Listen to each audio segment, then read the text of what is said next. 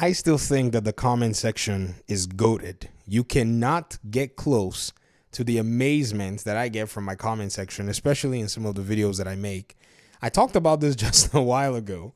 And, again, I love to do this. I love to look through the comments. And this is when I tell you guys to leave your comments. I'm serious. I will look through them.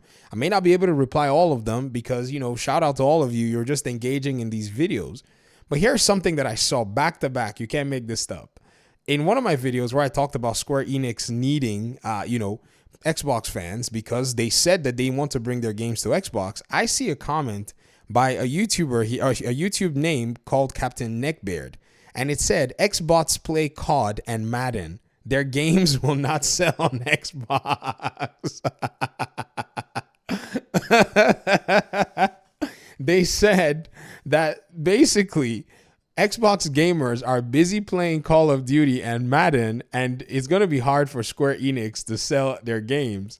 You know what this actually just told me? It told me to go into the library of receipts where I just basically bookmarked the last MPD data that we have here on Twitter that somebody posted from Mass Piscatella's research that he does. And if you look at Xbox players, they truly are playing Call of Duty and they're playing, EA's FIFA and Madden and all of that. The question, though, is what games are PlayStation players playing? When you look to the left a little bit on the blue side, you get to see it's the exact same games. So the irony is probably somewhere not lost on these individuals. What's even better is you scroll down one comment and you see another person in a different video where we're talking about how Xbox does not rely on console sales. They said, we're hitting copium levels from Xbox fans that shouldn't even be possible. This is beyond science. See, Crazy Chill, shout out to you, but I got to tell you, what's beyond science is you using a Minecraft, profile picture while trying to clown Xbox community, because the irony and the scientific level of you basically self-owning there is not lost on us. I'm sorry, but I got to point it out because that video, we literally talked about the reason why Xbox is accomplishing its goals without needing the console.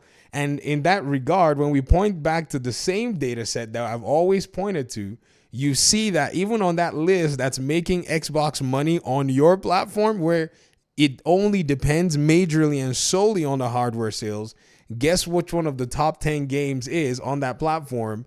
It's Minecraft. Almost every week it makes its way into top 10, top 15. And so I think the irony that you're actually exhibiting is actually quite funny at the end of the day. Let me just tell you what's going on here. A lot of people are stuck in the old school ways of having, experienced gaming, where one console will have one cool thing that the other console doesn't have. Xbox would do it. They'll money hack games. They'll money hack freebies and all that stuff with different games. And then PlayStation started doing it. They did it so heavily, and Xbox basically didn't pay attention, and they seemingly almost fell apart. And at the same time, they weren't really making a lot of good games. So there was really nothing for them. In that last generation, they pretty much lost it. This generation, nonetheless, they've decided that they're going to take a different approach. At first, they were taking it slow. And then when it got too much, they bought themselves 2 publishers. Those publishers are going to be basically churning out games for them. They got their Game Pass thing, and they're basically reinventing the entire gaming industry. PlayStation has nothing close to what Game Pass is doing. And as a consumer, you actually need Game Pass to be a thing. All this talk about Game Pass, basically stop sales of games, it's nonsense.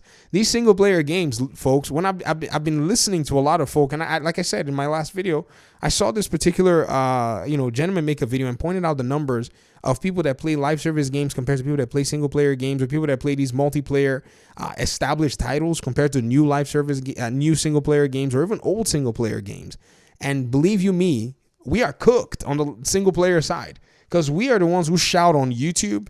But at the end of the day, believe you me, the live service people are the ones who actually go play the games. In fact, all of us that shouts here on YouTube that says, oh, we love single player games, most of us, if not a huge percentage of us, we have a side live service game that we have in our pocket. So when there's a drought of single player games, you see us go back and reinstall that live service game and play. Or we're mad that, our live service game has probably, died. And when we see another live service game, we take that saltiness to that new live service game because we all play them. Many of us play FIFA. Many of us play, or at some point played Madden or whatever it is.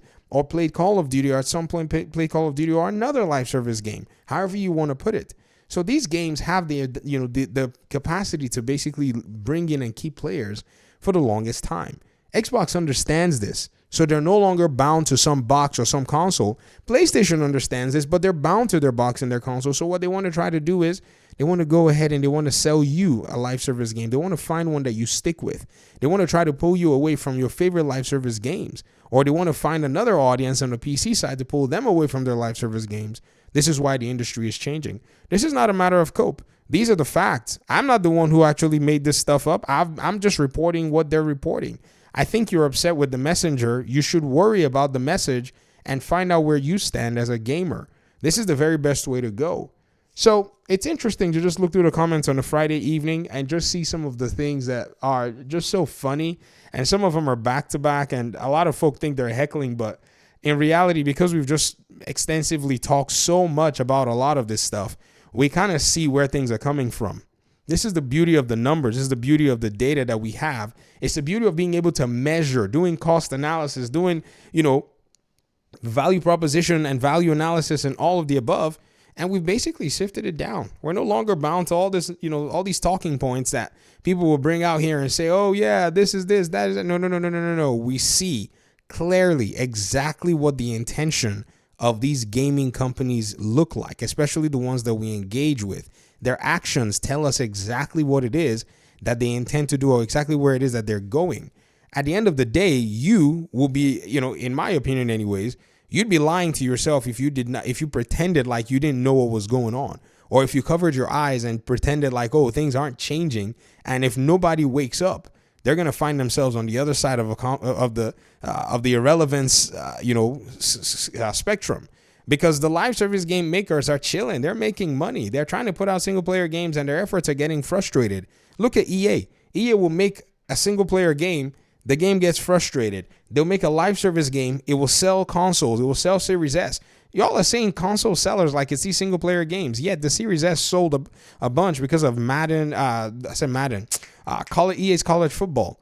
I mean, you can't make this stuff up, folks. The old established generational games are a lot of the live service games. They're coming back. Even the single player games are copying that, methodology.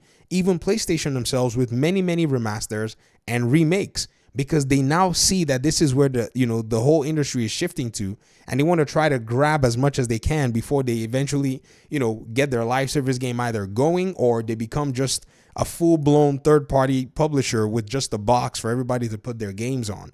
That's a whole separate video. You guys wait. I'm just gathering some of my information, and you're about to see that video drop. It's about to be very interesting up in here. Y'all think Q4 of 2024 is interesting? You wait till we see that X-Men live service game probably drop. You think PlayStation is going to be sitting there waiting around? Nah, they're going to find a way, man. And I think they're going to make one hit. But, it's probably not anytime soon. The gaming industry is just way too polarized. And I don't know. Maybe Wolverine would have to actually usher that game in. But Wolverine has to hit. And if Wolverine does not hit, it's not going to be pretty. It's not going to be pretty. But we'll talk about that later. Thanks so much for watching the video. Appreciate you guys' time and audience, and hopefully we'll talk pretty soon in another one. Peace out.